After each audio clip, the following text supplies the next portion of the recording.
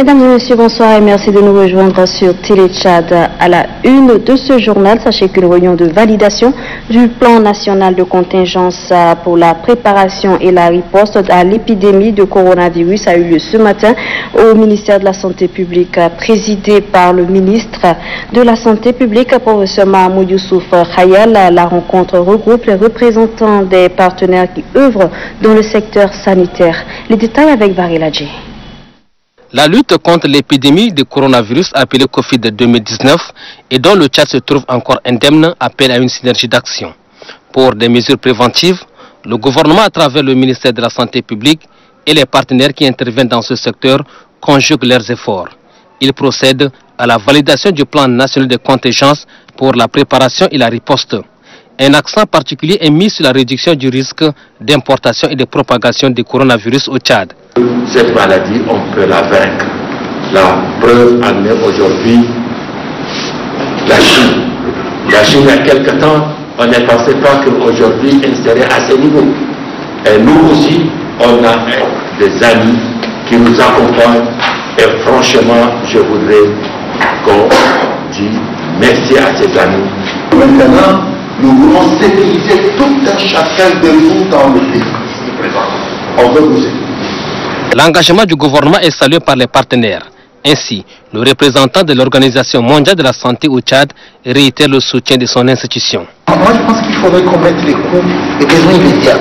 C'est des choses dont nous avons besoin immédiatement, qui doivent être financées de façon immédiate. Par exemple, les médicaments, les équipements de protection personnelle. Moi, je pense qu'il faut vraiment, et c'est une opportunité qu'on pense à ce que nous appelons le CHOCROUM, c'est-à-dire le centre des opérations d'urgence de santé publique.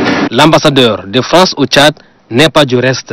En tant qu'ambassadeur, il est engagé en Guinée pour 2 ans l'épidémie d'Ebola, qui est une cercle différente de celle du coronavirus, qui présente des facteurs communs. C'est qu'il est essentiel pour gagner à la table d'avoir une forte structure d'épidémiologistes professionnels intégrés, placés auprès du ministre de la Santé, car c'est l'équipe qui donne de la visibilité, permet de voir où on en est et d'être devant l'épidémie plutôt que de courir toujours derrière l'épidémie.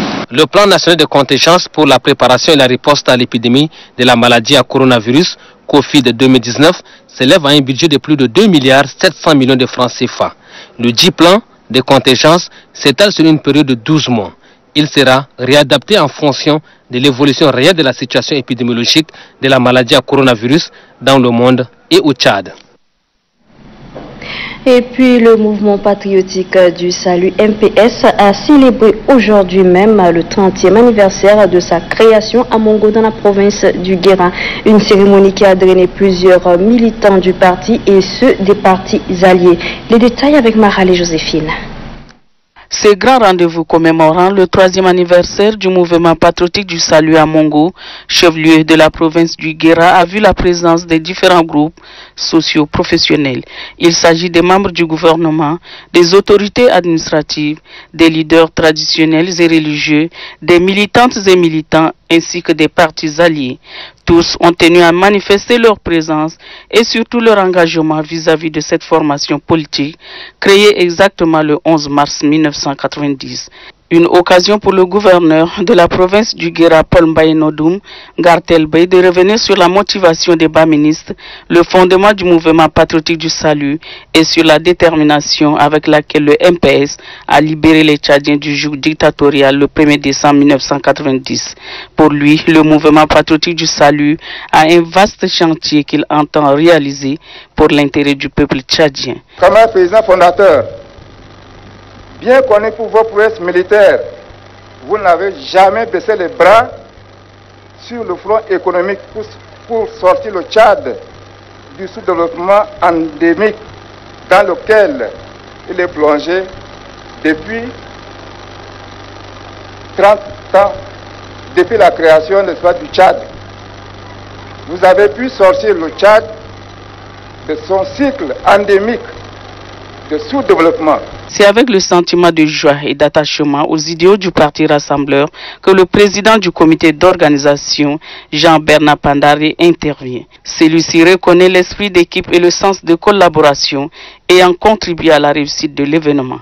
Je saisis cette occasion qui m'est offerte pour adresser mes sincères et fraternelles félicitations aux camarades du comité d'organisation pour les efforts colossaux et l'engagement sans faille dont ils ont fait montre pour la réussite de cet événement historique.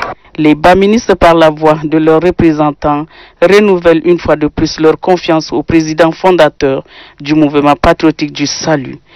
Camarades présidents, nous BAMinistes sommes restés et resterons toujours fidèles à vous en préservant les acquis de la démocratie, chèrement payés par la vie de nos camarades tombés sur le terrain. Le secrétaire général du mouvement patriotique du salut, Mahamad Zenbada, représentant le président fondateur du mouvement patriotique du salut, par ailleurs président de la République Idriss Déby Itno, rassure les camarades baministres que l'espoir est fondé sur eux pour défendre les intérêts ou les causes communes de leur cher parti.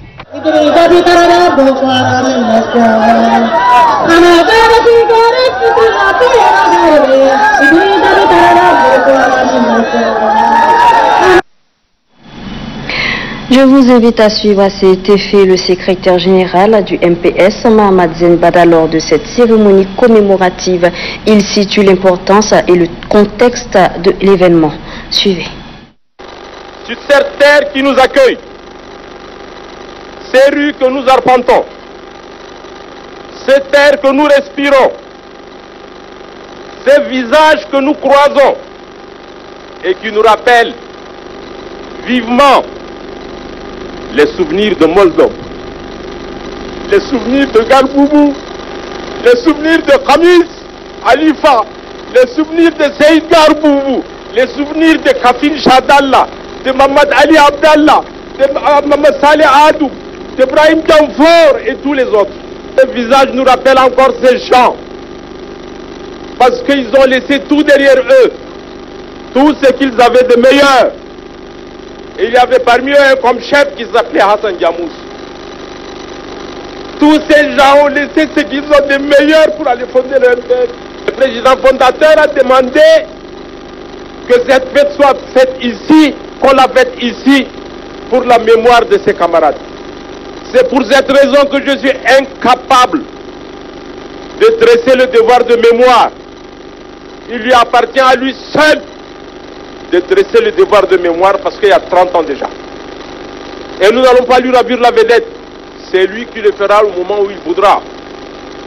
Et nous sommes tous prêts. N'est-ce pas, chers camarades? Sommes-nous prêts?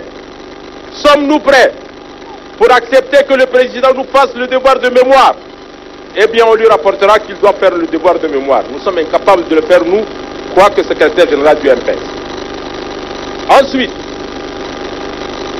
ceux qui sont venus aujourd'hui, qui sont des BAMinistes, qui sont venus chez eux, ils se rappellent encore de ceux qui sont vivants, parmi lesquels Gamane Mokhtar, parmi lesquels Ahmed Koussou, parmi lesquels Gile Ousmane Moinanki, parmi lesquels Djimet Gamarga, parmi lesquels Ali Bakoulou, parmi lesquels Abakar Waya, parmi lesquels Ahmad Moussa, etc., etc.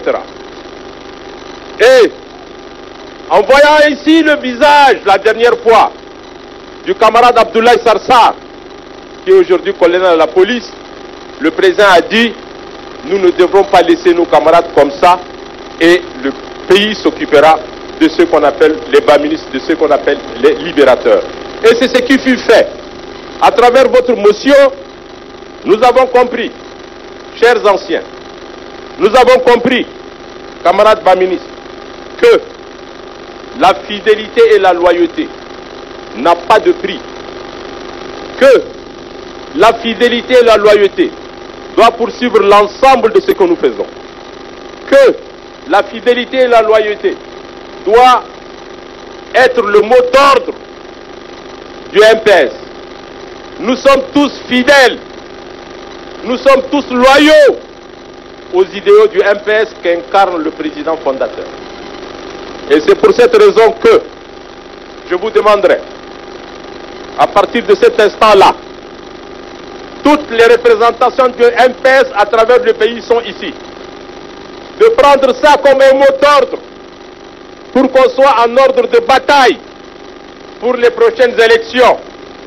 La phase où les camarades qui ont fondé le MPS, qui était la phase du combat avec le fusil, est aujourd'hui changée en combat par les bulletins dans les urnes.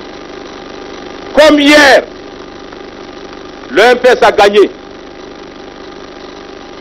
Je vous promets que tous les camarades ici présents ont fait le serment à Bamina de pouvoir gagner. Ils ont gagné. À nous de faire le serment de gagner les futures batailles électorales parce que nous les avons toujours emportées. Et ça, je parle sous le contrôle de certaines personnes comme le camarade Kabadi qui est président de l'Assemblée. Est-ce que je me trompe? Devons-nous gagner les élections, oui ou non? Sommes-nous prêts? Mes chers alliés, sommes-nous prêts? Mes chers camarades, sommes-nous prêts? C'est le message que nous allons transmettre aux camarades présidents fondateurs. La troupe est prête comme hier. La troupe était prête à Bamina. Aujourd'hui, la troupe est prête à Mongo pour remporter toutes les victoires qui nous restent. Les élections législatives, présidentielles, communales, etc. Et toutes les élections. Est-ce qu'on a du doute? Avons-nous du doute? Hésiterons-nous un seul instant? Est-ce qu'on doit toujours aller de l'avant? C'est cette raison qui devrait nous guider. C'est cette raison qui, camarade Kassiré, vous devrez l'impulser pour nos alliés et leur dire qu'ensemble avec les MPS, on doit marcher la main dans la main pour pouvoir réussir et remporter des batailles futures. La Fédération de Russie, à travers son ambassade au Tchad, vient de faire un don de plus de 7000 tonnes de blé au programme alimentaire mondial. C'est pour appuyer les cantines scolaires dans les provinces du Kanem, du Guéra et du Bata. Gamgelidne Joël. Plus de 7400 tonnes de farine de blé, le tout d'une valeur de 600 millions de francs CFA.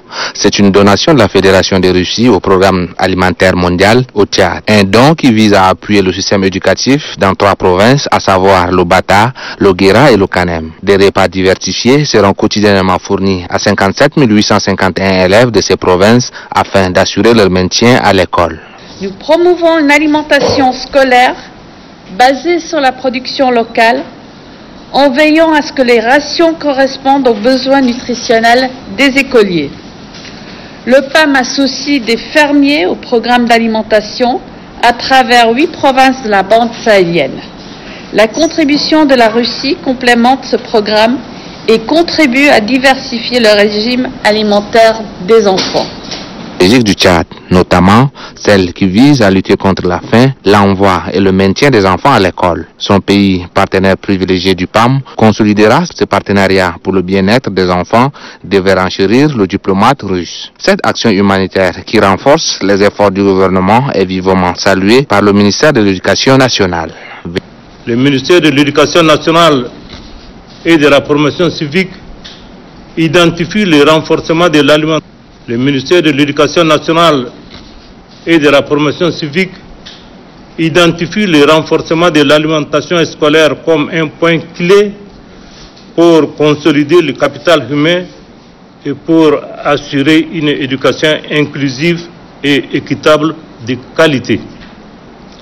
Le document de politique nationale de l'alimentation, de la nutrition et de la santé scolaire dénote des efforts conjugué du gouvernement sous la clairvoyance de son Excellence M. Idriss Déby Itno, président de la République, chef de l'État, et des parties prenantes à la matière en mettant en exergue la vision nationale de l'alimentation scolaire. Le secrétaire d'État à l'Éducation nationale et à la promotion civique, Lamine Moussafa, se félicite de ces dons déterminants dans la réussite de l'objectif de développement durable 2 visant à éliminer la faim, à assurer la sécurité alimentaire, à améliorer la nutrition et à promouvoir l'agriculture durable. Retour sur la célébration de la Journée internationale de la femme, édition 2020. Dans le Mandoul, la cérémonie a été présidée par le gouverneur de la province, Lucie Béassemda Ditangue Félix. La clôture de la Semaine nationale de la femme tchadienne couplée à la Journée internationale de la femme est célébrée avec faste à la place de l'indépendance de Koumoura. Cette grandiose cérémonie, présidée par le gouverneur de la province du Mandoul, a vu la présence massive des corporations socio-professionnelles et politiques. La remise d'un tracteur au groupement féminin de Kimkada. Les femmes ont offert des cadeaux constitués des produits locaux transformés au gouverneur de la province du Mandoul. La présidente active du comité d'organisation Kilomal, Ndossi Alissa, a déclaré que la Sénafet est un cadre important pour accompagner le processus de l'égalité, de justice et de développement. Les femmes du Mandoul ont formulé à cet effet des motions spéciales à la première dame Ina Debitno pour son investissement sans faille en faveur des couches vulnérables par des actions concrètes. Le gouverneur de la province du Mandoul, Lucie Béassemda, a situé le contexte actuel marqué par l'an 2 de la 4e République, une république qui accorde une place prépondérante à la femme. Un défilé des établissements scolaires privés et étatiques, des organisations féminines et différentes corporations socio-professionnelles constitue la phase finale de cette grandiose cérémonie dans une ambiance joviale.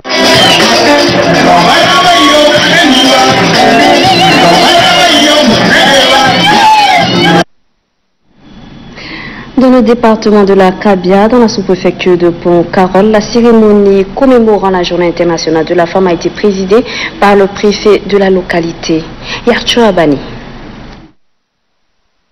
Dans la localité de Pont-Carole, située dans le département de la Kabia, les femmes ont célébré dans l'allégresse la Journée internationale des droits des femmes. Une manifestation délocalisée pour la première fois dans cette ville. Un événement marqué par des échanges et des partages d'exercices autour des valeurs sociales.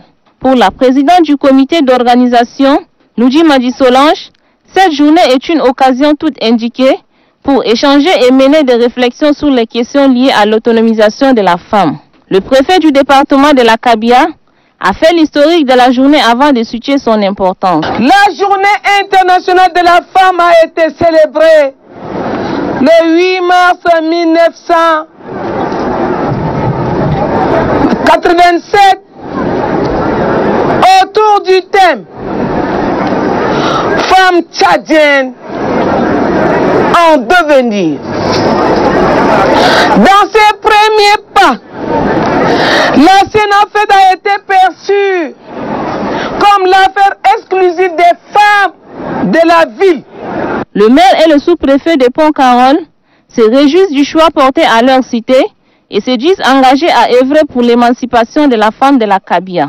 À cette occasion, les femmes ont recommandé aux décideurs publics plus d'efforts dans la lutte contre les violences faites aux femmes et le mariage précoce.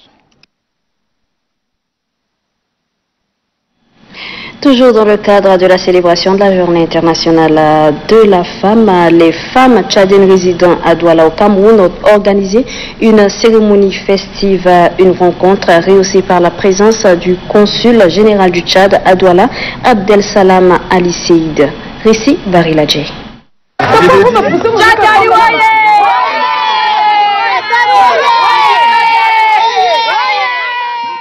Ne pouvant rester indifférente à la célébration de la Journée internationale de la femme édition 2020, la chante féminine tchadienne résidant à Douala au Cameroun organise à sa manière les festivités. Pour la circonstance, quelques hommes engagés aux côtés de celle-ci honorent de leur présence. Une mobilisation des hommes engagés avec à leur tête le consul général de la République du Tchad à Douala au Cameroun, Abdel Salam Ali Seyd. Une occasion pour les femmes à travers leur présidente du comité d'organisation de saluer les efforts incommensurables du couple présidentiel en faveur de la femme. J'ai un message à faire passer à notre première dame, notre sœur, Madame Inda Déby. Nous disons merci. C'est grâce à elle que vous avez vu tout ce monde. Et vraiment, ça nous fera plaisir de la voir parmi nous.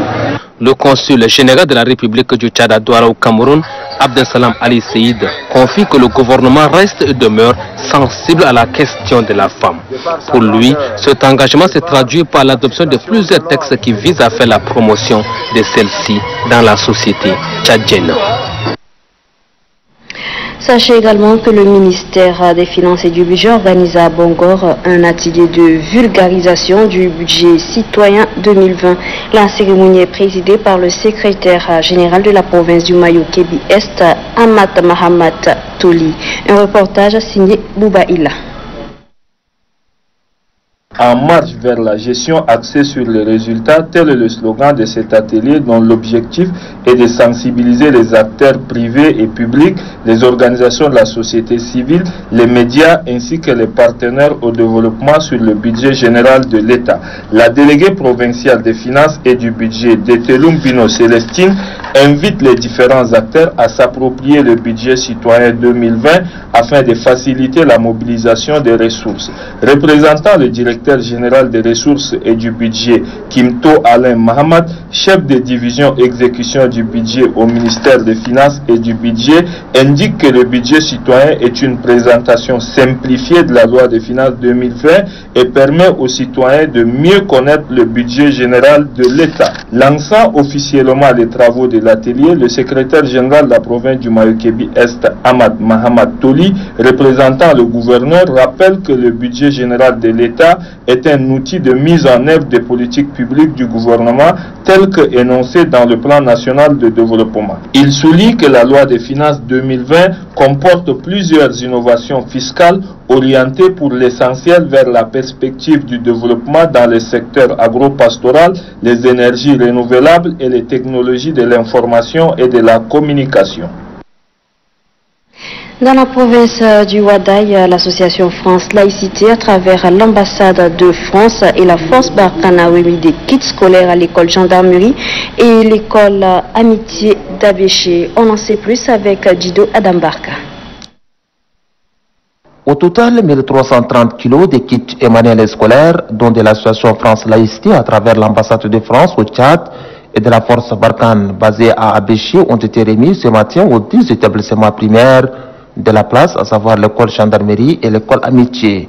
Par ces gestes, l'association France Laïcité veut soutenir les efforts du gouvernement du Tchad en matière de l'éducation et de la formation des jeunes, a signifié le responsable de la force Barkhane basée à Abéché, capitaine Jonathan. C'est avec une grande fierté qu'au nom de l'association France Laïcité, de l'ambassade de France et de la force Barkhane, que nous vous livrons 820 kilos de matériel scolaire qui profitera à tous vos élèves. Pour sa part, le délégué à l'enseignement et à la jeunesse de Wadaï, Yahouba Mokhtar, se réjouit de ces gestes de la force Barkhane. Ce manuel qui venait d'être réceptionné seront remis tout droit aux bénéficiaires et utilisés à bon escient. Réceptionnant les dons de l'association France Laïcité, le gouverneur de la province de Wadaï, Ramadan Irdebou, a loué la coopération. La France, toujours un partenaire privilégié de notre pays, le Tchad, à travers Barkhane, accompagner le gouvernement du Tchad dans le cadre de santé, de l'éducation et bien d'autres aussi. Ramadan Irdebou a enfin exhorté les responsables en charge de l'éducation à bien gérer ce manuel scolaire au profit des élèves. Ici à N'Djamena, l'association socio-culturelle et éducative pour le développement du Wadaï, en abrégé ACEDO, a organisé le week-end dernier au palais du 15 janvier une cérémonie de reconnaissance en l'honneur de Abbas Mahamat Ambadi, lauréat du prix de l'intégrité édition 2019. Omar Ibrahim revient sur cette messe de reconnaissance.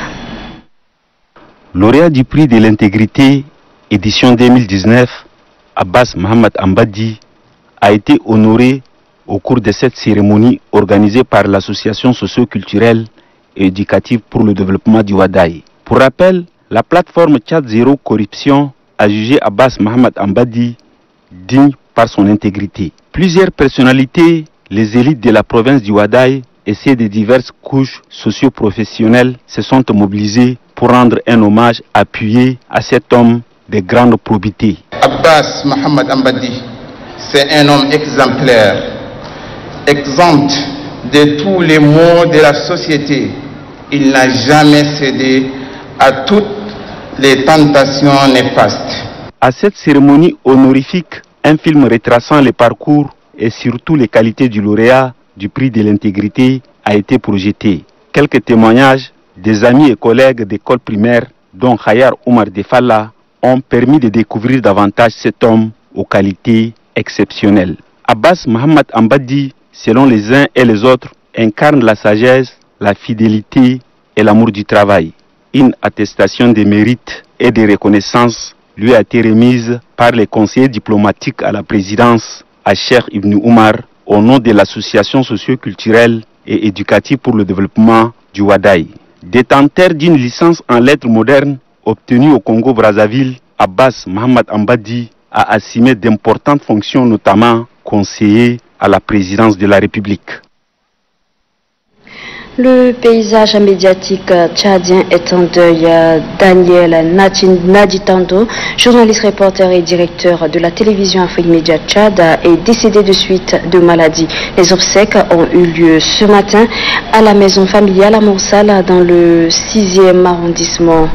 Parents, amis, collègues de travail se sont rendus à la cérémonie funèbre pour lui rendre un dernier hommage. Christelle Garlemdana. Une atmosphère de tristesse et d'émotion prévaut au domicile familial de Daniel Naditando, journaliste, reporter et directeur de la chaîne de télévision Afrique Média Tchad, décédé le 8 mars 2020 de suite d'une maladie. Parents, amis et confrères se sont mobilisés pour lui rendre un dernier hommage. Feu Daniel Naditando a de son vivant donné le meilleur de lui dans l'exercice de son métier. Aujourd'hui, ce n'est pas avec joie, c'est pas que de quelconque piété que je parle. Mais comme l'a dit Saint Paul aux Thessaloniciens, priez sans cesse. Prenez grâce en toutes choses, grâce à la volonté de Dieu à votre égard. D'un riche parcours, le défunt a marqué le paysage médiatique tchadien et à l'extérieur du pays. Il a été plusieurs fois responsable et directeur de communication dans les institutions. Il a participé à diverses formations. Feu Daniel Naditando, tu nous quittes certes, mais sache que tu es un professionnel des médias hors pair, toujours à l'affût de nouvelles et à la recherche de l'information, la vraie information que tu prends le soin de vérifier les faits d'abord, bien avant de les mettre à la disposition du public. Marié et père d'un enfant, Daniel Naditando se reposera à Bekourou, dans la province du Mandoul, aux côtés de ses ancêtres. La terre qu'il a vu naître un 20 décembre 1963. Affligé par ce départ, quelques proches livrent ici des témoignages. Suivez. Le souvenir que je garde de Daniel, c'est vraiment un exemple de confraternité, un exemple de solidarité qui sont des valeurs en fait qu'on est en train de perdre ou qu'on a quasiment perdu, quoi. Des valeurs qui sont très très rares aujourd'hui dans la profession. Et c'est un conseiller professionnel. C'est rare de trouver dans cette famille de journalistes là des personnes de cet acabit. Nous n'avons que des aigris. Malheureusement, ce sont les bons que Dieu aime aussi. Je retiens de lui d'un homme engagé sur la profession avec des qualités irréprochables. Daniel aujourd'hui, en quittant ce monde, laisse un vide difficile à combler. On ne peut pas l'oublier. On ne peut pas l'oublier vu dans le métier. Vraiment c'est un regret. Nous sommes là en train de le pleurer. Mais il nous a fait précéder seulement, nous pouvons le suivre. D'ici peut-être nous, l'homme est venu. Mais il a accompli ce qu'il a venu accomplir. Le reste de son travail, nous allons continuer l'œuvre qu'il a déjà entamée.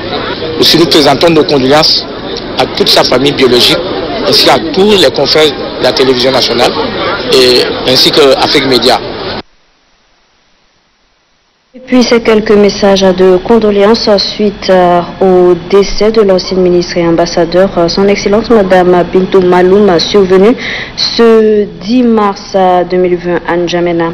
Le réseau des femmes africaines ministres et parlementaires section du Tchad, RUFAMT, tient à présenter ses sincères condoléances à la famille, amis et connaissances de l'illustre disparu.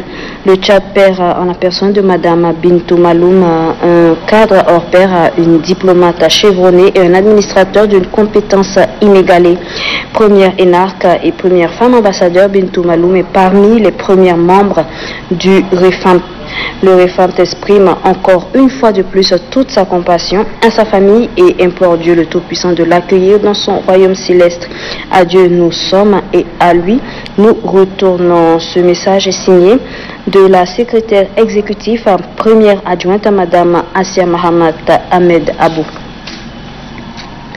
Et puis le parti Lingui rend un vibrant hommage à Madame Bintou Maloum, décédée le mardi 10 mars 2020 à N'Djamena, et adresse ses condoléances les plus émues à sa famille, parents ainsi qu'à tous ses amis, femmes intègres et grands commis de l'État.